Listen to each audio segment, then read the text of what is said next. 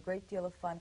I was single for quite a while. I was on my own basically since I was 15 and a half or 16, and I see no great joy in it. I mean, I had my fun at the time, and I'm young, but I told you before, I've known a few guys. And it gets rather boring, frankly, if you want to have any kind of a meaningful relationship. And I don't mean a boyfriend-girlfriend relationship, a marriage. I mean a friendship with any other human being, anything that's meaningful, any kind of interaction or communication. It's just, it doesn't often happen in a singles bar.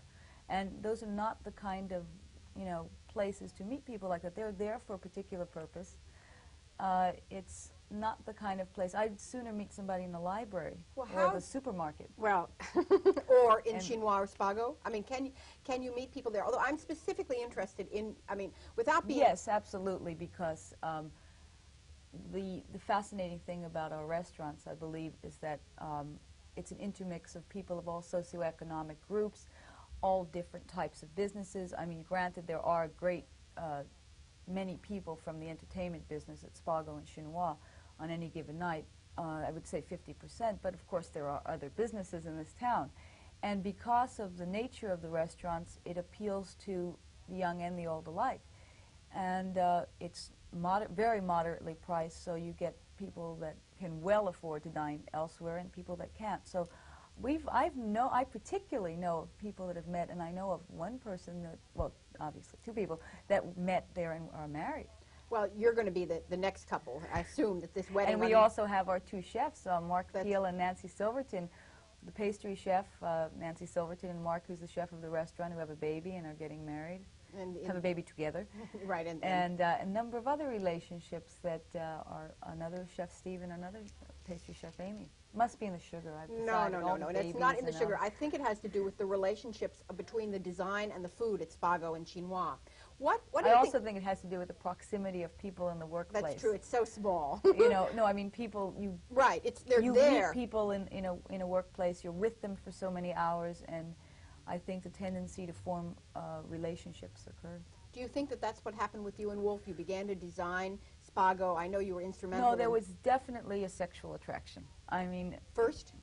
Oh yes, initially. I mean, we became friends first, and he invited me to come to his cooking class, and I imagine he thought I was some rich Beverly Hills chick, which I wasn't really. I was a college student, and he never expected me to show up the following day at his cooking class. And when I walked into the room, it was a demonstration class, and he was rather shy 5 years ago. I think somewhat of a different personality than he is now. Not maybe a different personality, but more has come out, more has been exposed. Do you think you've brought him out?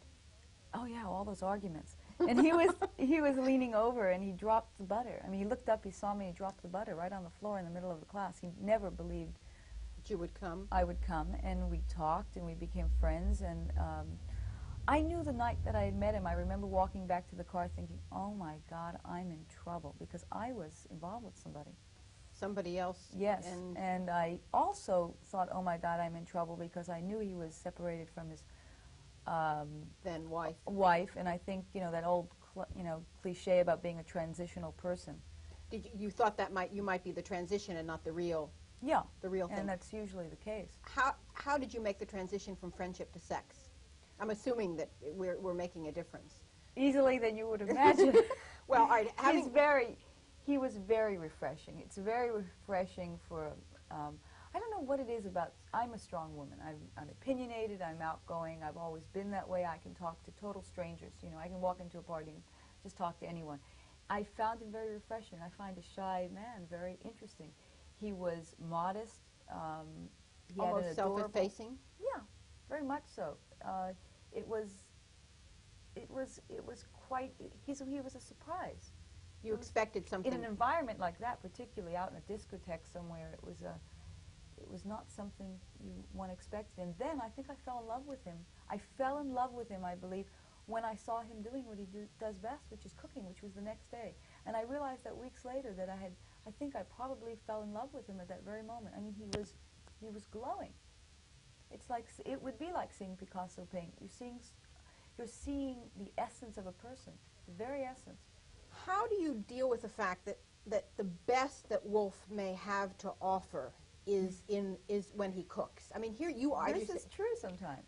How do you are a full woman. I mean, you are, you know, developed in every sense of the word. There are aspects of Wolfgang that I don't think anyone else sees but myself. And there are also aspects of Wolfgang that other people see that I never get, which people don't realize. I mean, what you're saying is that he gives 99% to the restaurant. When he's in it, he's up, he's alive. People absolutely adore him because he makes them feel so comfortable. He's totally non-threatening to the men, and he's, you know, women just want to take him to their breasts. As, you know, as you like, did. Yeah.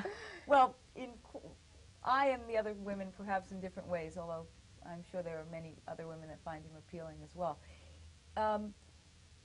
It's very difficult because, of course, since he's on there so much, he can't be on at home. And in fact, he does have his very much so his moody sides. But then again, so do I.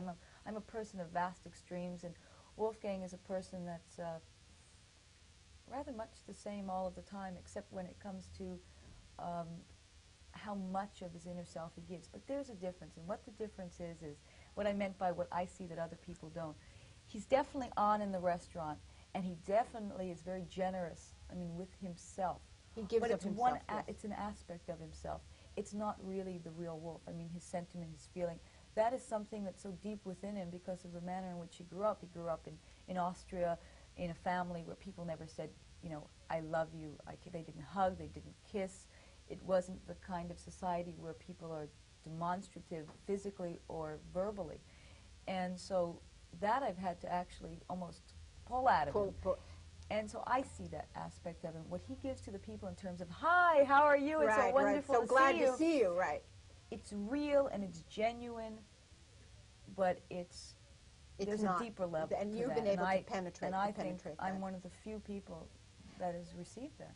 What kind of family did you grow up in? Very demonstrative. I mean, if you've ever seen Annie Hall, I mean, for the viewers out there that have seen it, you know, that scene with the split screen of the, pardon me for any of you out there, the Wasp family, supposedly, you know, oh yes, and we have the yacht club, and then you've got the split screen with, oh my God, would you pass the butter, and would you hear about his, the heart and the gallbladder?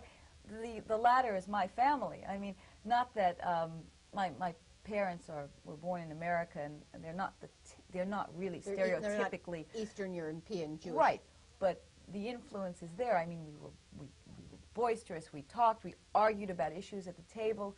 I mean, Wolfgang grew up in the kind of home where, you know, children just didn't speak.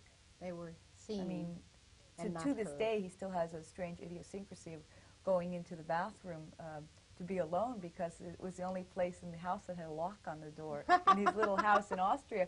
So he often would take the newspaper in there and just, you know, and his father couldn't get to him to chop wood.